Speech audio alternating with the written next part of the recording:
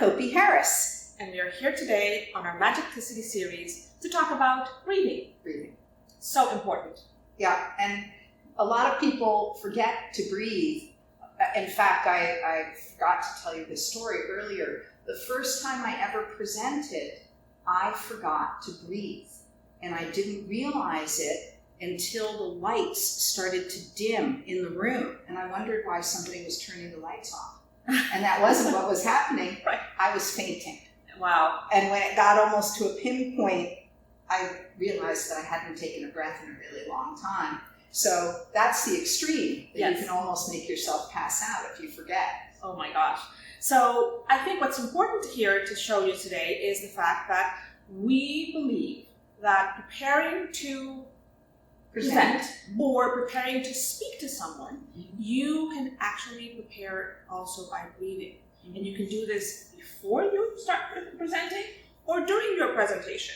I think breathing is something that we need to think about regularly because it not only helps us present better, but it also helps us be more relaxed, more present, and it's a nice thing to do because it's a good exercise. Mm-hmm. So we have two different ways of thinking about, or I guess complementary ways of thinking about how to breathe. So Copie, why don't you take us through your idea?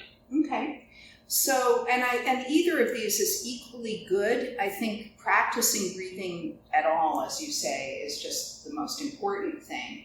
And it also helps you to be more centered. You talked about being present, but yes, more centered as well.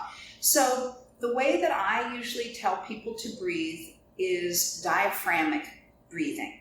And part of this is to help you be more centered. Part of this is also to support your voice so that you can have the appropriate volume when you're talking in a meeting, right, or on the phone, those horrible conference calls where nobody can hear you. Right. So you breathe in, and you want to even just put your hands below your rib cage on your diaphragm. You breathe in, and your diaphragm is a bellows. So when you breathe in, it expands. And if you're breathing out and you're aware of this, it contracts, just as a bellows would. So you breathe in for a 5 count, let's say. And you want to breathe out for twice as long a period of time as you have breathed in. And if you do that, if you're wearing a Fitbit or some other device or blood pressure cuff, you will see that your heart rate slows and your blood pressure gets more normal. So it's a very important thing to do. And also just that difference, we were demonstrating it earlier. I'm talking right now through my throat. If I want to increase my volume, I'll do a diaphragmic breathing. All right, now I'm speaking through my diaphragm, and you can probably hear the difference. My pitch has gone down and my volume has raised, but there's no stress. There's no tightness in the throat, right, because I've been practicing that breath. Yeah, I think that's a great example. I like to also think about Dr. Andrew Wales' exercise, which is the 4-7-8, which is you take your breath in 4, you hold it for 7, and then you breathe out in 8. And as you're breathing out, as you said, your diaphragm and your belly moves up and down because that's a signaling that you're actually doing it right. And I like to do these exercises in the morning myself, but also before when I'm presenting, because I think it brings you to a very centered level, a very calm level. And it also helps you think through, okay, I'm going to do something that's special. And I'm going to do something that's for the benefit of others and myself. So that I think is a really nice way to think about it. Yeah.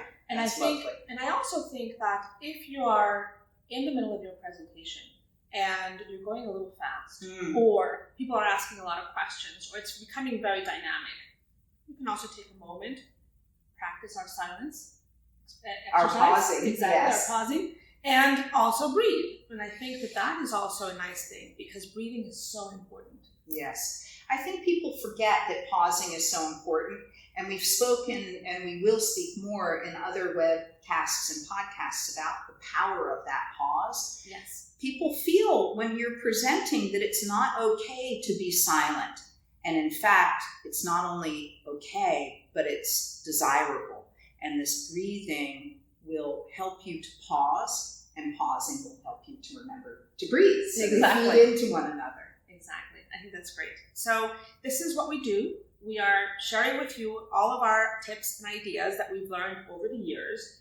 And we hope that they're helpful to you and that you connect with us. Mm-hmm. And if people want to work with us, either individually or as a group, or if they'd like to send us feedback, what do they do? Contact@magictocity.com. Thank you. Thank you.